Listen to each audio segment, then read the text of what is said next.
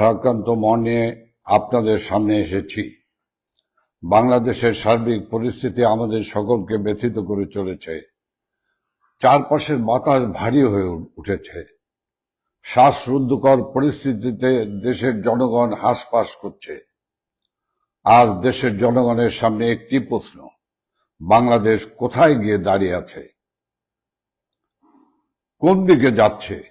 দেশি বিদেশি ষড়যন্ত্রের মাধ্যমে জননেত্রী, সফল রাষ্ট্রনায়ক শেখ হাসিনার নেতৃত্বে পরিচালিত সরকারের হটানোর মাধ্যমে বাংলাদেশ তার গতিমুখ হারিয়েছে।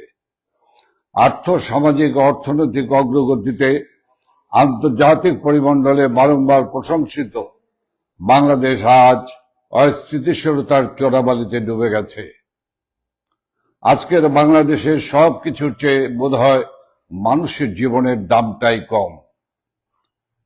এটা শুধু শিক্ষার্থীদের আন্দোলনের আড়ালে মেটিকুলাস ডিজাইন করে শিক্ষার্থী ও হাজার হাজার পুলিশ বাহিনীর সদস্যদের হত্যা করে একটি নির্বাচিত গণতান্ত্রিক সরকারকে হটানো হয়। এরপর ডক্টর মোহাম্মদ ইউনূসের নেতৃত্বে একটি গোষ্ঠী অবৈধ ও অসাংবিধানিক ভাবে ক্ষমতা দখল করে। এই অবৈধ দখলদার গোষ্ঠীর প্রত্যক্ষ মদদে একটি খনি গোষ্ঠী লুটেরা নির্বিচারে আওয়ামী লীগের নেতাকর্মীদের উপর হামলা চালায়। তাদের বাড়িঘর, ব্যবসা প্রতিষ্ঠানে হামলা, ভাঙচুর, লুটপাট ও অগ্নিসংযোগ চালায়। হাজার হাজার আওয়ামী লীগের নেতাকর্মীদের হত্যা করা হয়।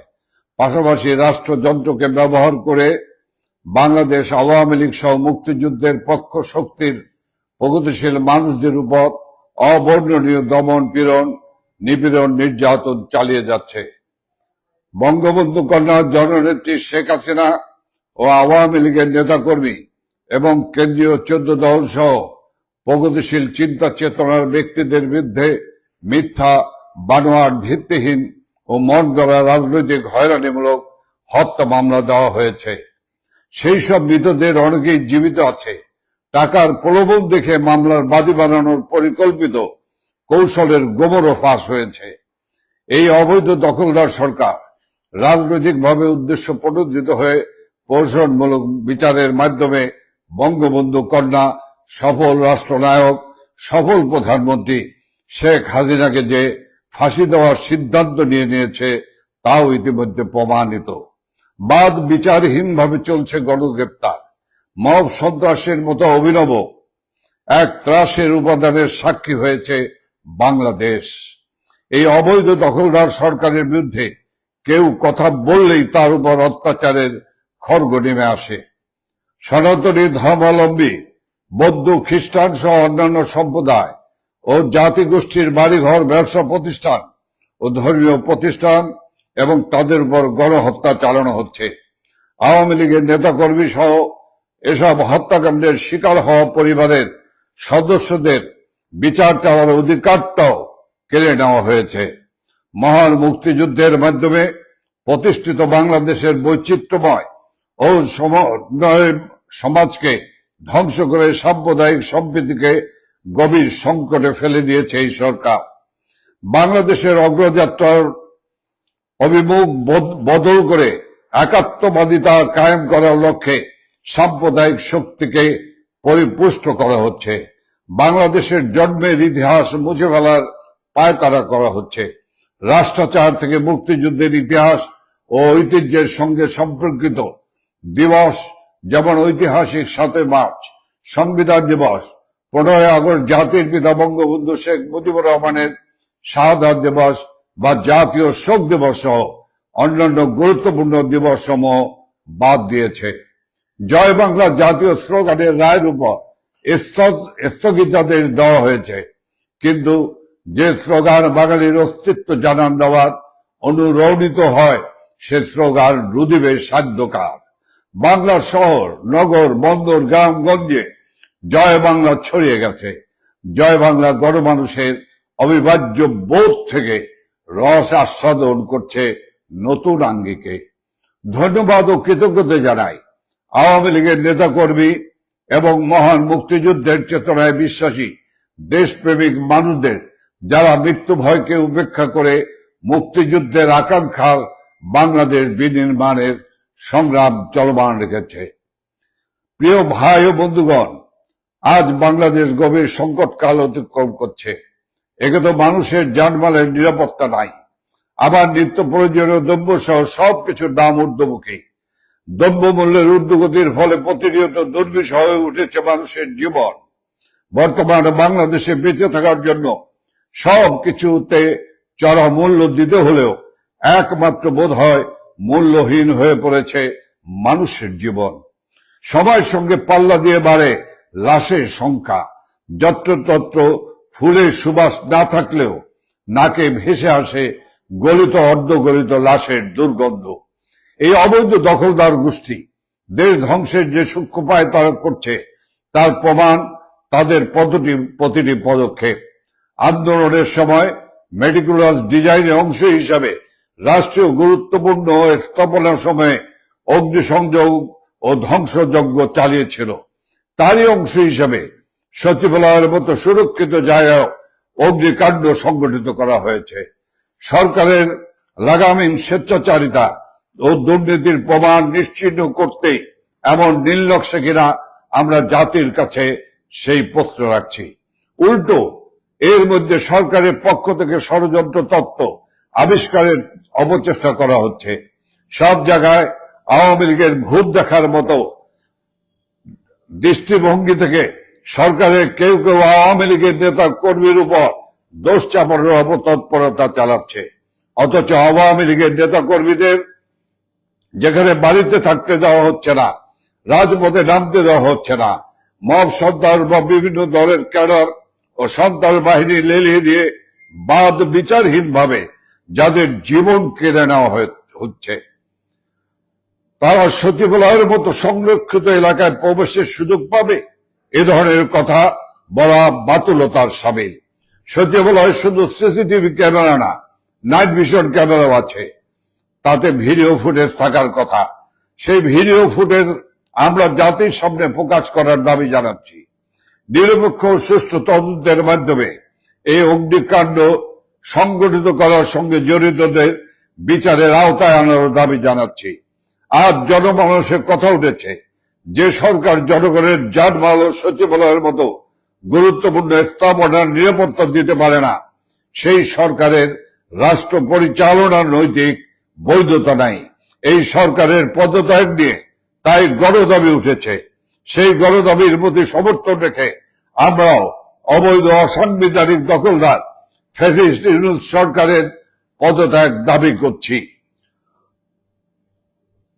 একই সাথে বাংলাদেশ আওয়ামী লীগ সহ মহান মুক্তিযুদ্ধের চেতনায় বিশ্বাসী দেশপ্রেমিক জনগণের প্রতি আবারও ধন্যবাদ ও কৃতজ্ঞতা জানাই, এজন্য যে তারা সকল দিক থেকে বাংলাদেশের জন্য উৎসাহের এই সময় নিজেদের বিবেকের তাড়না থেকে ফ্যাসিস্ট এই সরকারের বিরুদ্ধে সোচ্চার রয়েছেন।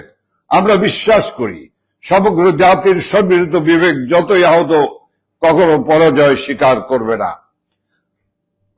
গতকাল রাষ্ট্রের সর্বোচ্চ গুরুত্বপূর্ণ ভবন সচিবালয় আগুনে স্থানীয় সরকার, পল্লী উন্নয়ন সমবায় মন্ত্রণালয়, সড়ক পরিবহন মন্ত্রণালয়, সেতু, ডাক ও টেলিযোগাযোগ, যুব ক্রীড়া মন্ত্রণালয় এবং শ্রম কর্মসংস্থান মন্ত্রণালয়ের নথিপত্র, কম্পিউটার ও আসবাব পড়ে ছাই হয়ে গেছে। রাষ্ট্রের সর্বোচ্চ নিরাপত্তার মধ্যে এমন ঘটনায় জাতি হতবিহ্বল। লোক দেখানো নয়, জনগণের সুনির্দিষ্ট তথ্য প্রমাণ সহ সঠিক তদন্ত আশা করে। ঘটনার তদন্তে স্বরাষ্ট্র মন্ত্রণালয়ের জ্যেষ্ঠ সচিবকে প্রধান করে একটি উচ্চ পর্যায়ের কমিটি গঠন করা হয়েছে। কমিটিতে ফায়ার সার্ভিস ও সিভিল ডিফেন্স অধিদপ্তরের প্রধানকে সদস্য সচিব করা হয়েছে। এর আগে মন্ত্রিপরিষদ বিভাগ একজন অতিরিক্ত সচিবের নেতৃত্বে 7 সদস্যের একটি তদন্ত কমিটি গঠন করেছিল। পরে এই কমিটি বাতিল করা হয়। বারবার কমিটি গঠন ও পরিবর্তনকে জনগণ আসল ঘটনা ধামাচাপা দেওয়ার অথবা উদরপিণ্ডি বুদর ঘাড়ে চাপানোর অবস্থা বলে মনে করে। ঘটনাস্থলে একজন তথাকথিত সমন্বয়ককে দেখা গেছে, যিনি কিছুদিন আগে একটা টিভিতে সাক্ষাৎকারে স্বীকার করেছে আন্দোলনের সময় আন্দোলনকারীরা মেট্রো রেল সহ বিভিন্ন স্থাপনাতে আগুন দেয়া সহ পুলিশ হত্যাকাণ্ডের সাথে জড়িত ছিল। ঘটনাস্থলে এই সমন্বয়কদের উপস্থিতি সন্দেহের উদ্বেগ করে। হয়তো সরকারের প্রচারণায় সমন্বয়করাই এই ঘটনার সাথে যুক্ত। ঘটনাস্থলে একজন উদ্ধার কর্মী ফায়ার ফাইটার ট্রাক চাপায় নিহত হয়েছে। এটা কি হত্যাকাণ্ড? ইনি কি এমন কিছু দেখে ফেলেছিলেন যা ডক্টর ইউনূসের অবৈধ ফ্যাসিস্ট সরকারের জন্য বিব্রতকর ছিল? রাষ্ট্রের সর্বোচ্চ নিরাপত্তার মধ্যে এমন দুর্ঘটনা সরকারের মেটিকুলাস পরিকল্পনা ছাড়া আদৌ কি সম্ভব? চট্টগ্রামের চিন্ময় কৃষ্ণ দাসকে গ্রেপ্তার কেন্দ্র করে আইনজীবী হত্যার মধ্য দিয়ে সরকার মেটিকুলাসলি দেশে সাম্প্রদায়িক উস্কানির মাধ্যমে ফায়দা নেবার চেষ্টা করেছে। বর্তমানে সচিবালয় অগ্নিসংযোগ কি সরকারের টিকে থাকার আরেকটি অপচেষ্টা? কোটা বিরোধী আন্দোলন করে যারা নিজেরাই ছাত্র কোটায় উপদেষ্টা হয়েছে, শুধু তাদের মন্ত্রণালয় কেন আগুন লাগলো? বিষয়টি অবশ্যই নিরপেক্ষ তদন্তের দাবি রাখে। দ্রব্যমূল্যের সীমাহীন ঊর্ধ্বগতি, লোডশেডিং, ডলারের লাগাম ছাড়া দাম, একের পর এক শিল্প কারখানা ও বিভিন্ন প্রতিষ্ঠান বন্ধে বেকারত্বের কারণে জনগণের যে অসহায়ত্ব, সরকারের সেসব বিষয়ে কোনো নজর নেই। সংস্কার নামে দেশ থেকে বঙ্গবন্ধু, মুক্তিযুদ্ধের চেতনা ও আওয়ামী লীগকে নিশ্চিহ্ন করতে ব্যস্ত। বঙ্গবন্ধু আওয়ামী লীগের নেতৃত্বে এই বাংলাদেশ মুক্তিযোদ্ধাদের আত্মত্যাগের বিনিময়ে গঠিত হয়েছে। এদেশে মুক্তিযুদ্ধের চেতনা কেউ মুছে ফেলতে পারবে না। বৃথা চেষ্টা না করে জনদুর্ভোগ কমান, জনগণের যানবাহনের নিরাপত্তা নিশ্চিত করুন। হাজার হাজার পুলিশ সদস্য হত্যাকাণ্ডের সুষ্ঠু বিচার নিশ্চিতে স্বাধীন নিরপেক্ষ বিজ্ঞ ব্যক্তিবর্গের সমন্বয়ে একটি উচ্চ ক্ষমতা সম্পন্ন ট্রাইব্যুনাল গঠন করতে হবে। পুলিশ, আওয়ামী লীগের নেতাকর্মী ও সংখ্যালঘু সম্প্রদায়ের মানুষদের হত্যাকারীদের বিচার না করার জন্য আইন করে যে ইন্ডিমিনিটি দেওয়া হয়েছে সেটা বাতিল করতে হবে। যেখানে সেখানে মবের মাধ্যমে আইন শৃঙ্খলা রক্ষাকারী বাহিনীর উপস্থিতিতে ও সহযোগিতায় আওয়ামী লীগের নেতা কর্মীদের ও সংখ্যালঘু সম্প্রদায়ের মানুষদের যে হত্যার সংস্কৃতি ফ্যাসিস্ট সরকার চালু করেছে তা বন্ধ করে তার বিচার করতে হবে। ছাত্রলীগের অসংখ্য নেতা কর্মীদের শিক্ষা জীবন আজ বিপন্ন, তারা শিক্ষা প্রতিষ্ঠানে যেতে পারছে না। ছাত্রলীগ করার অপরাধে তাদের শিক্ষা জীবনের মূল পরীক্ষা অংশগ্রহণ করতে দেওয়া হচ্ছে না। শুধু ছাত্রলীগ করার কারণে তাদের শিক্ষা প্রতিষ্ঠান থেকে বের করে দেওয়া হচ্ছে। এগুলো মানবাধিকারের সুস্পষ্ট লঙ্ঘন। এসব বন্ধ করতে হবে। কোনো কারণ ছাড়া অথবা হাস্যকর কারণ দেখে অসংখ্য মানুষের চাকরি থেকে বিনা কারণে অব্যাহতি দেওয়া হচ্ছে। এসব বন্ধ করে তাদের চাকরিতে পুনর্বহাল করতে হবে। মবের মাধ্যমে দেশের বিভিন্ন শিক্ষা প্রতিষ্ঠানে সম্মানিত শিক্ষকদের অপদস্থ করে পদ ও চাকরি থেকে সরিয়ে দেওয়া হয়েছে, তাদের স্বপদে পুনর্বহাল করতে হবে। ইজতেমা ময়দানে ধর্মীয় উন্মাদনা বিভাজন সৃষ্টির মাধ্যমে আনুমানিক 150 জনকে হত্যা ও আরো শতাধিক মানুষকে পঙ্গু করে দেওয়া হয়েছে। কেন ওই পরিস্থিতি জাতি জানতে চায়। বান্দরবনের আদিবাসী পল্লীতে অগ্নিকাণ্ড, ব্যাংক ডাকাতি, মেঘনার ট্রলারে 7 জনকে লোমহর্ষক হত্যাকাণ্ড সহ অসংখ্য ঘটনার সাক্ষী আজকের বাংলাদেশ।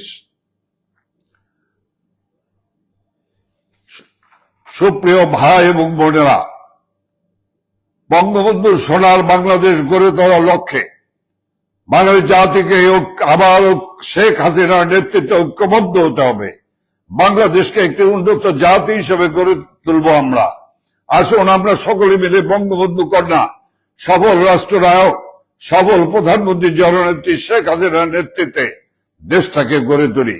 দেশের সকল শ্রেণী পেশার মানুষের কাছে, দেশের বুদ্ধিজীবীদের কাছে এবং সকল সরকারি বেসরকারি কর্মকর্তা কর্মচারীদের কাছে, আইন শৃঙ্খলা রক্ষাকারী বাহিনী, দেশপ্রেমিক সেনাবাহিনীর কাছে আহ্বান থাকবে, রক্তে কেনা স্বাধীন বাংলাদেশ, উদীয়মান বাংলাদেশ, ইমার্জিং টাইগার বাংলাদেশকে ধ্বংস করে দিবেন না। আসুন আমরা এই সমস্ত বিপদগামীদেরকে প্রতিহত করি, আমাদের দেশটাকে রক্ষা করি। ওরা আমার দেশের স্বাধীনতা ধ্বংস করতে চায়, ওরা আমার পতাকা পরিবর্তন করতে চায়, ওরা আমার জাতীয় সঙ্গীত পরিবর্তন করতে চায়, ওরা আমার মুক্তিযুদ্ধের মধ্য দিয়ে অর্জিত মুক্তিযুদ্ধের সকল চেতনাকে ধ্বংস করে দিতে চায়। আমাদের ভবিষ্যৎ, আসুন আমরা এই দেশটাকে বাঁচাই। আমাদের আর বসে থাকার সময় নেই। আমাদের ভবিষ্যৎ প্রজন্ম, আমাদের সন্তান সন্ততিদের কাছে, পরবর্তী প্রজন্মের কাছে জবাবদিহি করতে হবে। আসুন প্রতিবাদ করি, প্রতিরোধ করি, এই সমস্ত বিপদগামী লুটেরা সন্ত্রাসীদের হাত থেকে দেশকে রক্ষা করি। ওরা স্বাধীনতা বিরোধী, ৭১ মানে না, ওরা জাতীয় পতাকা মানে না, ওরা জাতির পিতা মানে না, ওরা দেশপ্রেমিক নয়, ওরা দেশ ধ্বংসকারী, রাষ্ট্রদ্রোহী। আজ আমি আপনাদেরকে ধন্যবাদ জানিয়ে আমি আমার বক্তব্য এখানে শেষ করছি। খোদা হাফেজ। জয় বাংলা, জয় বঙ্গবন্ধু, জয় শেখ হাসিনা।